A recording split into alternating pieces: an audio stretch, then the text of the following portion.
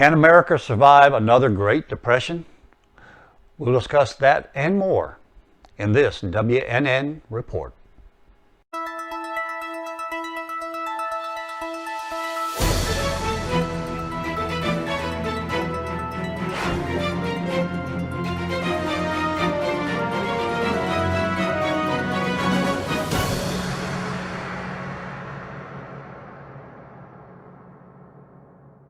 Hello again and welcome back to the Watchman News Network. In some of our past broadcasts, we've talked about food shortages, the fall of the dollar, inflation, and more. But I just came across a great report on the Great Depression and how those people back then survived. We can learn a lot from what they went through. Hopefully, we won't have to go through that here in America again. So here is that report on how the people back in the Great Depression managed to survive.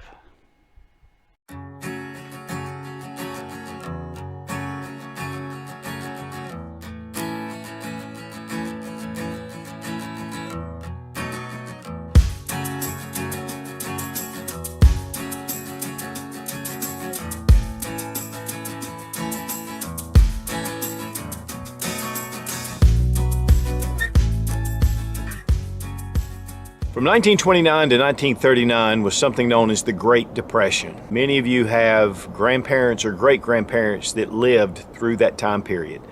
My grandparents were definitely affected, and it affected the rest of their lives. I remember seeing tinfoil folded up, the canning that went on with my grandmother, just the frugal living, even though when they died, they had well over $1 million in the bank. One of the things that happened during the Great Depression was that a lot of people had invested a lot of money in America. And when that money was recalled because of the crash, a lot of businesses failed and a lot of people were laid off work and a lot of people lost their homes. My grandmother in particular, it was really funny. One time she was talking about the Great Depression and she said, you know, it was funny because we didn't really realize we were in a Great Depression because we were poor already. And this, of course, was during that time period. Also, one thing that she did say was that if we ever have another Great Depression, she goes, I'm worried, because back then people helped each other. They worked together. Said now, people being so selfish and so mean, she goes, it really worries me what could happen. Now, one of the big problems was housing. People lost their homes. A lot of the banks closed, and because of that, they weren't able to get their savings out. They weren't able to, get money that they had put back. If they didn't have it in their home or on their person, they just didn't have the money, especially when those who lost their jobs. And because of industry just closing down everywhere, there just weren't jobs available. And so these people lost their homes, or a lot of families would move in together. They'd have moms and dads move in with their adult children, grandparents, aunts and uncles. I mean, the house would be full. But together they could survive by working together, doing their part in helping to pay the house payment. A lot of people slept in their cars and their trucks. A lot of people just went out and lived in tents and lean-tos. Power was difficult. A lot of places didn't even have power then. But paying the power bill was just an added expense. And it's one of the things that's a big saying is we had everything except money. And money makes the world go round. Now, one thing, especially during heat waves, when there was no power, people would take sheets, wet them, and put them up in the doorways. And as the wind blew through, it would cool off the room. Another thing is they would sleep outside at night in their lawns or in parks to stay cool. A lot of times when we say SHTF, we think of roving bands of bandits and, riots and civil unrest, which is definitely possible. But there always comes a point where life kind of settles back and things, like food, shelter, and clothing, are the essentials. Now, one of the problems was jobs. There just weren't any jobs. Factories had closed. There were a lot of people looking for work. Some people would just load up in their vehicles and drive wherever they had to find work. A lot of people would follow the harvest and would become really migrant workers. They would take their families around and go from location to location, just harvesting produce and vegetables or tending, livestock or whatever they could do to just be able to get that food and just pay the necessities just to live. It was a really bad time of hardship. It was really funny because a lot of farms in some areas just couldn't pay the workers because the food was going for so cheap. And because of that, large areas of crops just rotted, while people in other areas starved to death. That is one thing that if transportation were to come to a standstill, a lot of the country would be in big trouble, especially the urban areas. Being able to produce food is very difficult. Now, it was funny, a lot of people would go around and just do odd jobs, whatever they could do. Whether it was fix a fence, work on a door, fix plumbing, whatever it took. But the one thing is, the more skill that you had, the better your chance was to earn money. We all have different skills, but are those skills based on only technology? Learning those type skills to be able to have something to barter with. I'll repair your fence if you give me a dozen eggs. And when you're really hungry, that's a great deal. Now, children were also expected to find ways to earn money. In fact, no one was immune, except maybe the youngest, to go out and find odd jobs, maybe to collect things, maybe to find wild berries and fruits and things that were out in nature, gather up firewood to be able to sell it. There were a lot of things to do. A lot of people just went around and looked for things that were free. But one thing too is we're actually going more to a cashless society.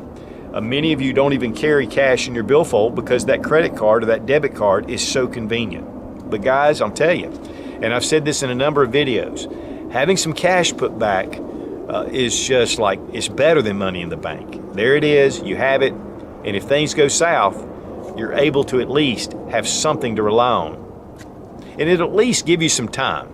It kind of cuts down on the panic. I know during the Depression, my other grandmother, she used to cut hair just for a living. And people would come by and she would cut their hair, she would charge a little bit, and it would just give the family that much more money to be able to use for things that they needed.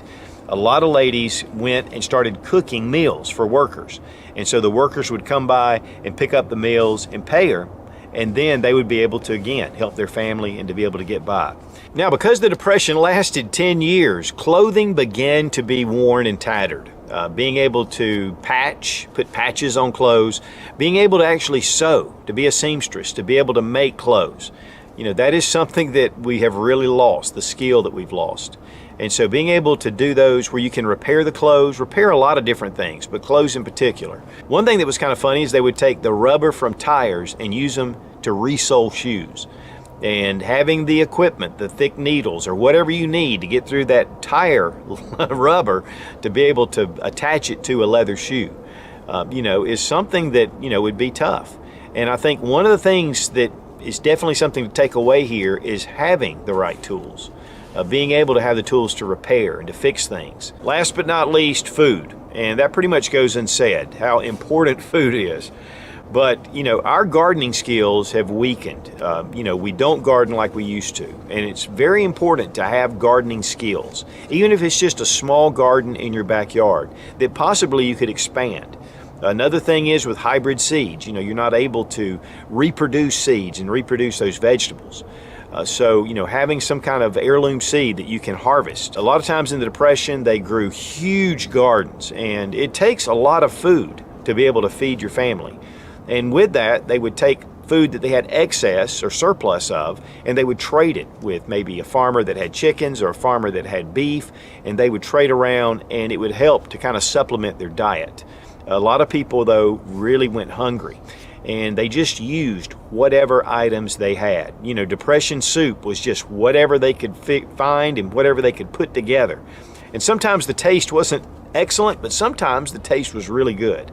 Guys, a lot of people just go out to eat on most of their meals, and they don't really keep a lot of food in their pantry, and even if they did, they wouldn't really know how to prepare that much.